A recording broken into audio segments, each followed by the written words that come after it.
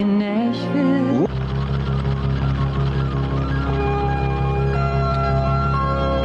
This is NBC Nightly News. Reporting from New York, Jessica Savage.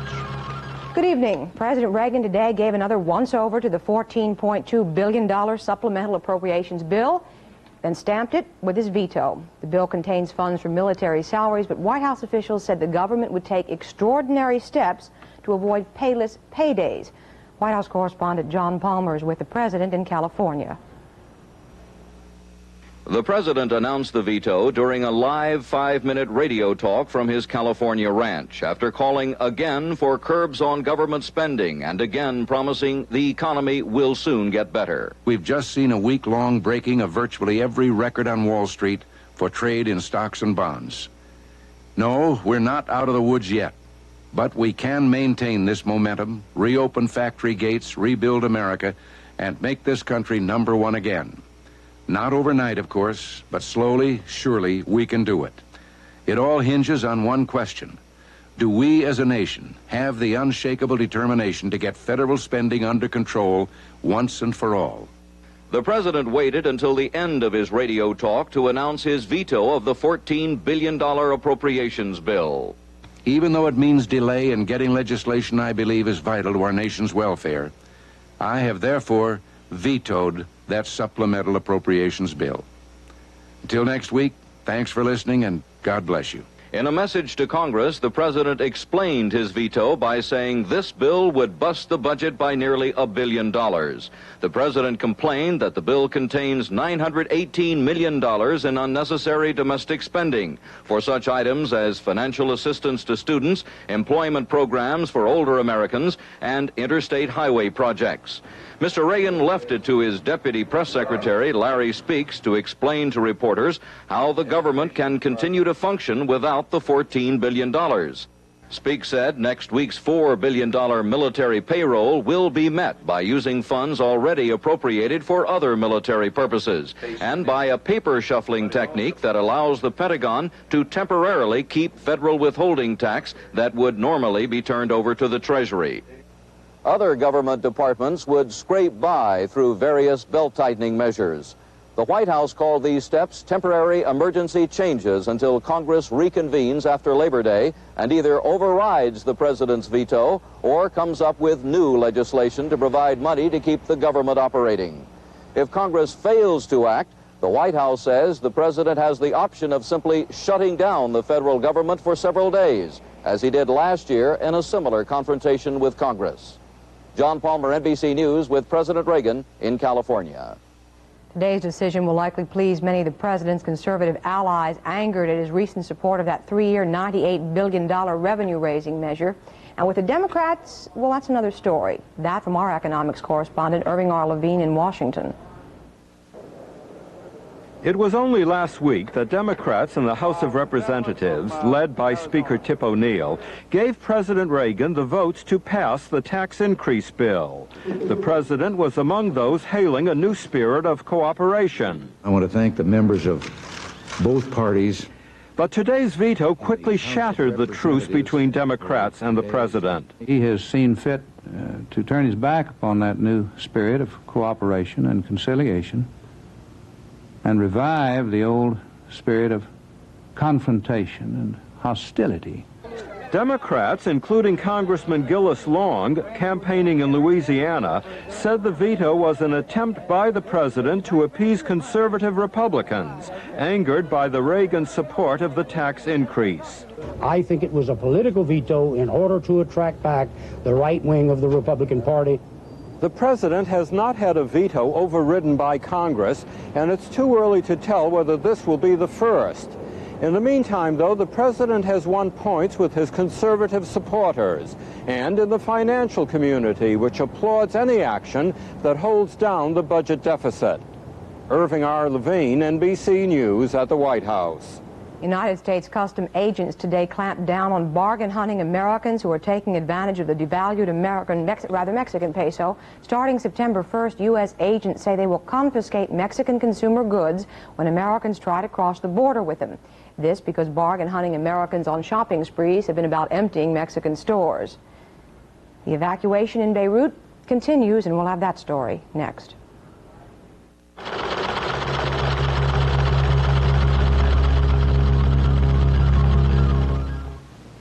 Now more people take Unisom than any other sleep aid. Millions have discovered that Unisom works. They fall asleep faster. Only Unisom has doxylamine, and in medical tests, Unisom helped people feel drowsy, so they fell asleep faster, significantly faster than they did without Unisom, and slept better all night. For occasional sleeplessness, more people trust Unisom. Take Unisom and fall asleep faster. I'm chewing gum again. It's wonderful. For years I couldn't because gum stuck to my dental work, but now there's Freedent gum.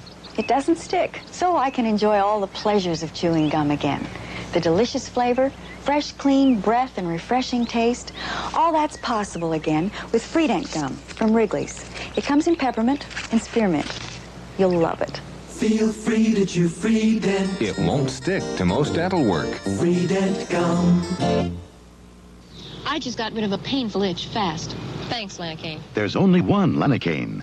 I just got rid of an aggravating itch.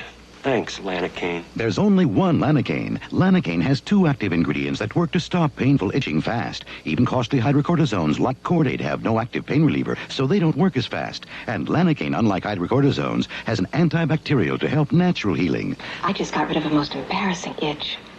Thanks, Lanacane. There's only one Lanacane for all kinds of itching. Our reports from Lebanon tonight have Yasser Arafat about to leave that one-time PLO stronghold. Arafat is said to be making a midnight farewell tour of refugee camps while American and Lebanese officials figure out how to get him safely away from Beirut. More than 7,000 of the 12,000 PLO guerrillas have already left Beirut to find spectacular welcomes and some quiet fears. We have 2 reports. First, Eric Burns in Bizerta, Tunisia. They had been 6 days at sea, 11 weeks under siege in Beirut. 1,000 men and women of the PLO. Tunisian President Habib Bourguiba welcomed them this morning, as did the PLO's number 2 man, Farouk Kaddoumi, and the welcomes sank in. You know, we feel as we come back to our country, Palestine. But there are men in government here who are afraid the PLO will try to make Tunisia its country as it made Beirut its city, and so shatter the tranquility. People in the street today, however, have no such fears. I'm very happy to see him here. And their greeting was unreserved and uproarious.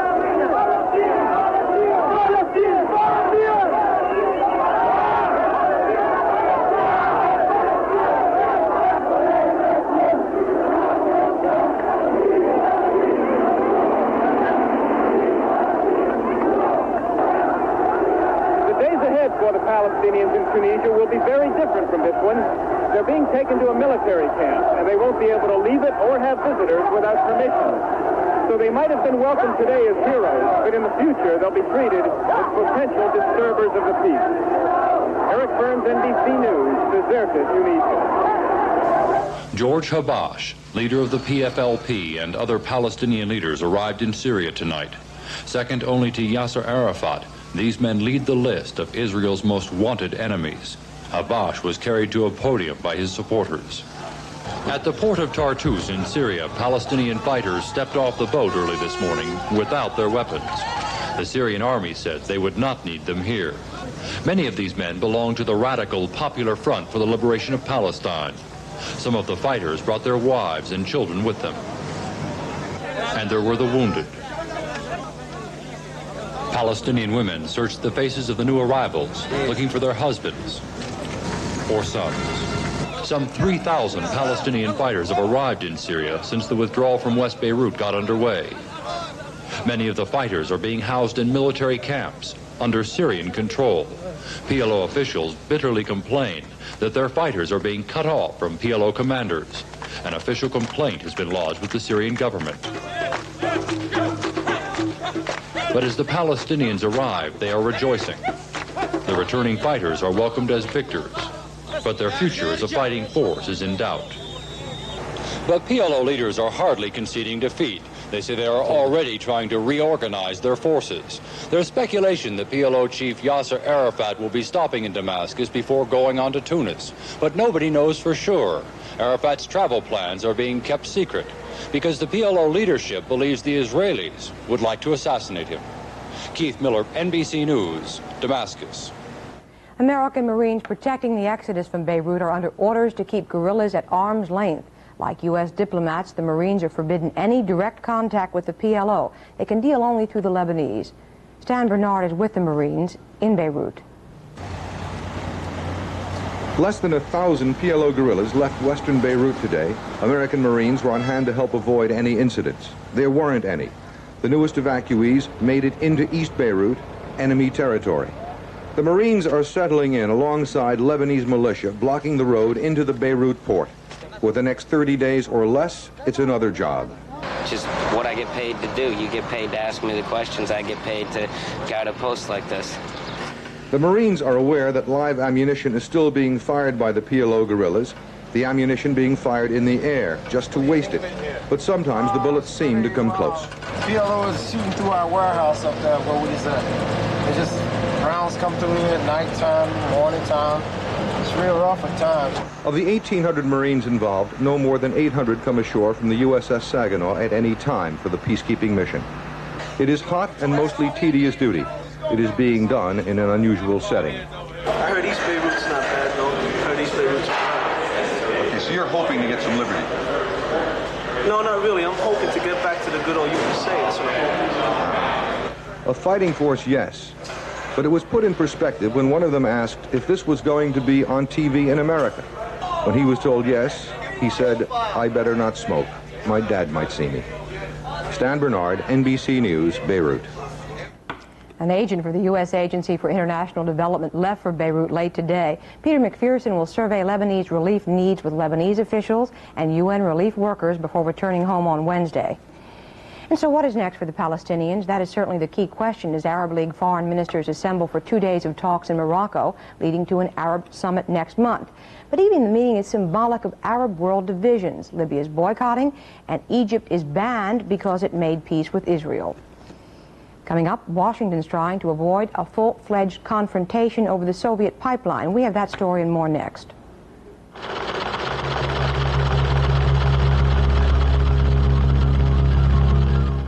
Off the white-bellied jet that lands me to a hotel that understands me. I've got business and I'm on the road again. Feeling the pressure mounting on me, counting the people counting on me. Competition like I can't remember when. And you can reach me at the Hilton, just call me at the Hilton, and we'll get down to your business right away. When American business hits the road, American business stops at Hilton, America's business address.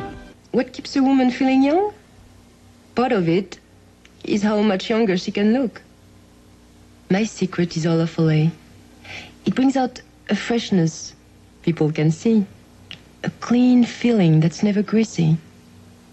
Olafolay softens my skin, so I look younger, of course. But the best surprise is how much younger I feel. Discover the secret of Oil of Olay. It can help you look younger, so you'll feel younger, too. Roger Staubach for Rolaids. How do you spell relief? R-O-L-A-I-D-S. I hate to admit it, but I eat a lot of greasy foods. For acid indigestion, I spell it R-O-L-A-I-D-S. Rolaids really does spell relief. Like a sponge, Rolaids antacid medicine consumes 100% of the acid required to give millions 100% relief. For millions of Americans, Rolaids spells 100% relief. Enter the Rolaids Relief Man Sweepstakes. Entry blanks at your local store. The president tonight seems to be backing off just a bit in his efforts to block that enormous Soviet pipeline project to Western Europe, efforts which up to now appear to have done more damage to the Western alliance than to the pipeline. Fred Francis has the latest on this. The president is seeking a diplomatic way to avoid a confrontation with the European allies, but not, according to one source, if it means abandoning his convictions. Britain, France, West Germany, and Italy would have to make some concessions. The president may offer to lift some of his pipeline sanctions if those countries would agree to curtail but not cut off some of their economic ties with the Soviets. In other words, the president may accept a quid pro quo. U.S. pipeline technology now in exchange for a broad package of alliance restrictions against the Soviets in the future. The restrictions might include European agreement to drop out of the second phase of the Soviet pipeline, a parallel network running 2,000 miles, which the Soviets need badly. The president wants the Allies to watch and control more closely the transfer of high Western technology, such as computers, which aid Soviet economic and military growth. Another acceptable restriction would be closing down the Soviet export credit line, making it more difficult for Soviet industry to borrow and buy cheaply in Western markets. The president's goal is to slow or stop the Soviet pipeline. If he can't have that, other economic restrictions will do. So far, the trade restrictions proposal is an informal one. No diplomatic team has been sent to Europe to work it out. So work continues on the pipeline with American equipment en route and more scheduled to be shipped this week. Fred Francis, NBC News, the State Department. In Poland tonight, a government radio broadcast was suddenly interrupted by the Voice of Solidarity, that's the outlawed union, calling on police not to arrest anti-government demonstrators next Tuesday. That's the second anniversary of the founding of Solidarity, beginning Poland's brief fling at freedom. The military government and the Freedom Underground seem headed now for a showdown after 2 days of warnings against any demonstrations. So the government tonight announced that Polish and Soviet troops are conducting joint maneuvers just outside Warsaw to improve their skills. Archbishop Glemp, head of Poland's still powerful church, is calling on both sides to avoid bloodshed on Tuesday. Not a first, but certainly a historic second in space. Svetlana Savitskaya and 2 male cosmonauts dropped safely back to Earth yesterday aboard their Soyuz spacecraft. After their 8 days in orbit, the 3 Soviet space persons were reported in good condition. And Ms. Savitskaya, who received a heroine's welcome, reportedly performed expertly.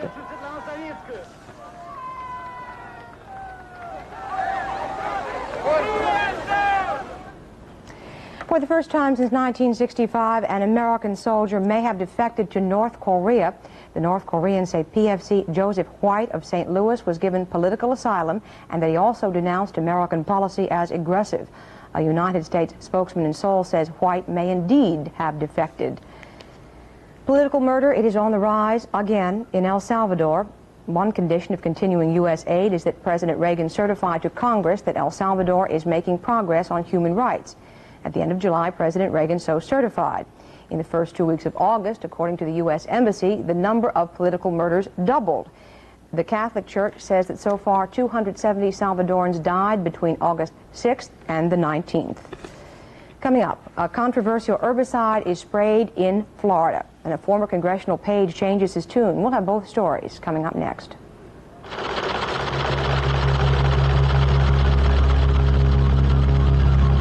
When we tell you Michelin radials last and last. That's no surprise. When we tell you Michelin radials save gas. That's no surprise. But when we tell you you can get Michelins for about the same price as other leading radials. Now that's a surprise. But it's true. We're America's fastest growing tire company. We make the tire you need at a price you can afford. See your Michelin dealer and prices set for your car. You'll be pleasantly surprised. Michelin, we put America on radials. When my mom came from Kansas to see her new grandchild, we were so proud. But that night... Lynn, with all the travel, I'm sort of constipated, and I forgot to pack our family friend. Ta-da! X-Lax. I knew you'd have it. Like mother, like daughter. Families that grew up with X-Lax like to stay with it. It's easy to take and works so gently, overnight. In this house, it's always X-Lax. Same as at home. Chocolated X-Lax. Make it your family friend. If you're worried about stains on your dentures, don't have the cherry pie unless you have the cream. Denture Cream. And don't have the coffee unless you have the cream. Denture Cream. Denture Cream's powerful anti-stain formula helps brush away tough stains, and its refreshing mint flavor leaves dentures clean and fresh. So don't have the berries unless you have the cream. Anti-stain formula Denture Cream with refreshing mint.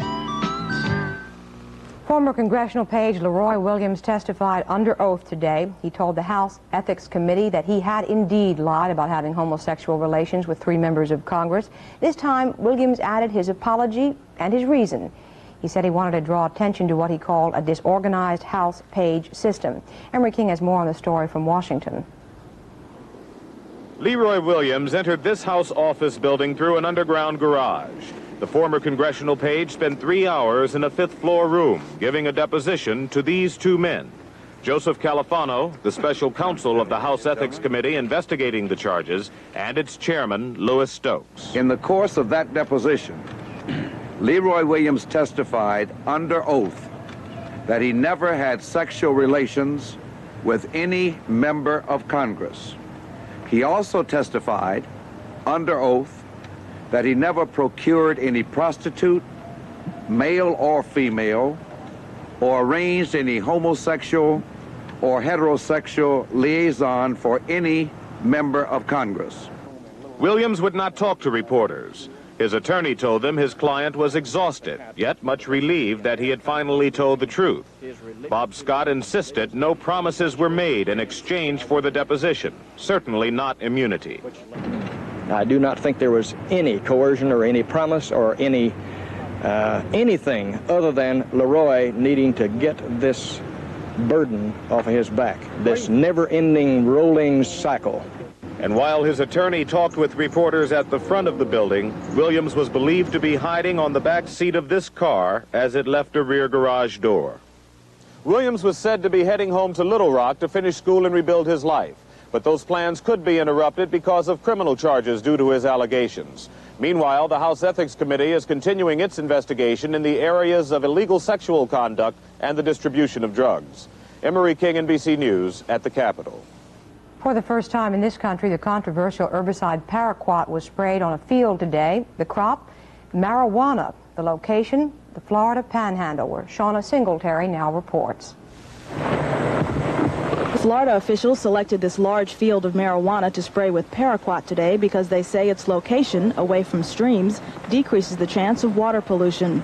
Tank trucks and hand sprayers were used to apply the powerful chemical to about 10,000 pot plants, worth an estimated $20 million.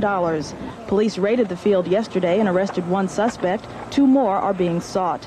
The National Organization for the Reform of Marijuana Laws feels the use of paraquat poses a health hazard. We have to acknowledge that there is a pot-smoking public in America, that there are almost 20 million Americans that smoke pot regularly, and we ought not to be in the business of poisoning them.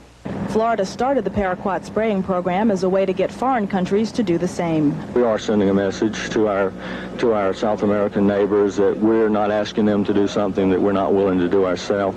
A drug information center in Miami called Upfront tests both legal and illegal drugs. Director Jim Hall is concerned about the health effects of marijuana laced with paraquat. Most of the research that we have done would indicate that smoking paraquat-contaminated marijuana would represent a health hazard. What's the worst that can happen to someone who smokes marijuana after it's been sprayed with paraquat? They could die. In order to make sure no one dies from this marijuana, Florida officials will guard the field sprayed today until the pot dies. Then they'll gather and burn the plants. Shauna Singletary, NBC News, Miami.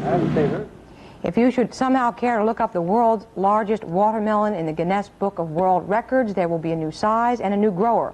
Harold Wilson of Magnolia, Arkansas, weighed in his champion watermelon at 203/4 pounds, slightly heavier than the 200-pound former record holder. Asked his secret today, Wilson replied, "No secret, just tender loving care." Judges say the 50 gallons of fertilized water he used during the dog days of summer didn't hurt either.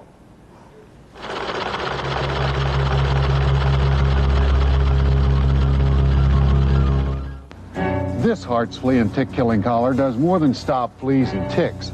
It can help stop a car. The Hart's 2-in-1 Plus nighttime safety reflecting collar. The first flea and tick collar made to reflect oncoming headlights so your pet can be seen at night even 400 feet away. 5 months around-the-clock flea and tick protection plus nighttime safety from cars. The Hart's 2-in-1 Plus reflecting collar. Now the famous Hart's flea and tick killer can be a lifesaver, too. Chevrolet Celebrity. Come drive the bright new shape of Chevrolet. Celebrity. Celebrity. Chevrolet's newest and largest front-wheel drive. A shape so aerodynamic, it requires less than 12 horsepower to cruise at 50 miles per hour. Celebrity. Celebrity. The comforts of a larger car. The precision of front-wheel drive. During Chevy's factory-authorized clearance, special allowances to dealers make possible savings of hundreds of dollars. I've been many people in my life. Mother, wife, actress, fighter. What I've never done is talk about pain relievers on TV. But I'm here now for one so many people rely on for headache pain. Anacin. Anacin's research scientist told me how. Very simply, Anacin helps block pain, then gets rid of it. Next headache, be a fighter. Fight back with Anacin. At any time now, American Bill Dunlap could sail his 9-foot, 1-inch sailboat, the Wind's Will, into Falmouth, England. If he does, he will have sailed the smallest boat ever across the Atlantic from west to east. But Bill Dunlap has not made it yet, mostly because of the will of the wind. David Hazinski reports. A British Coast Guard spokesman says the last bit is always the worst, and Bill Dunlap has found that to be true. But getting hit in the head with a swinging boom isn't the worst of his problems. After sailing 3,000 miles in his very small boat, Dunlap bobs just short of his goal. He's out there now, only a few miles from the southwest tip of England. A calm sea has stopped him, and currents have carried him backwards. He lost his radio a short time after leaving Portland, Maine, June 13th. Bedding and food are soaked with seawater. But the worst part is the frustration. A few miles short of setting the record for the smallest boat to ever cross the Atlantic from west to east. His wife, Pam, waits for him in Falmouth, England. I've talked to the Coast Guard, and they're looking now towards maybe tomorrow before you'll get in. How frustrating is it? Very. Nerve-wracking. Yeah. Pam Dunlop went for a ride with family members today to take her mind off the tension. Bill Dunlop did what he has done every day for the past 2.5 months, bobbed in the Atlantic, hoping for favorable winds. David Hazinski, NBC News. Finally, a lot of other people got wet trying to set records today. 10 swimmers, including a 65-year-old American, plunged into the English Channel, headed for France, and that man just finished. And a mother and daughter team, ages 54 and 17 respectively, tackled the 12.5 miles across the Chesapeake Bay. All of that in the name of charity, raising funds for the Red Cross. That's our report tonight. Bob Kerr will be here tomorrow. I'm Jessica Savage. From New York, thank you. And good night from all of us at NBC News.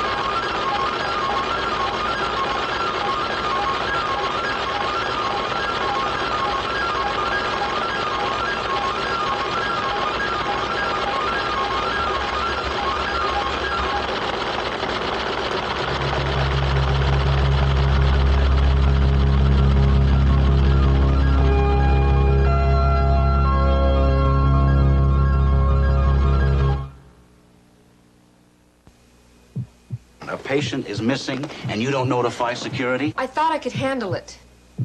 This is good. You like that? Mm-hmm. It's a very stupid way for a little boy to die.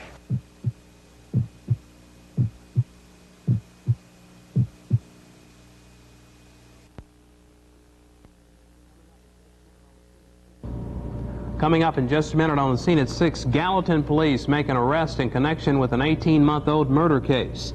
And the Nashville man is charged with the illegal sale of dangerous weapons.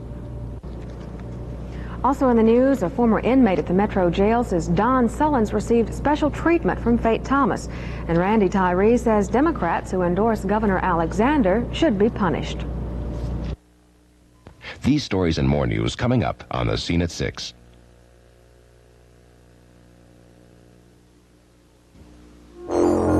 If you never go anywhere else in your life, you got to be at the 1982 World's Fair in Knoxville, Tennessee. Fabulous pavilions from Saudi Arabia. The people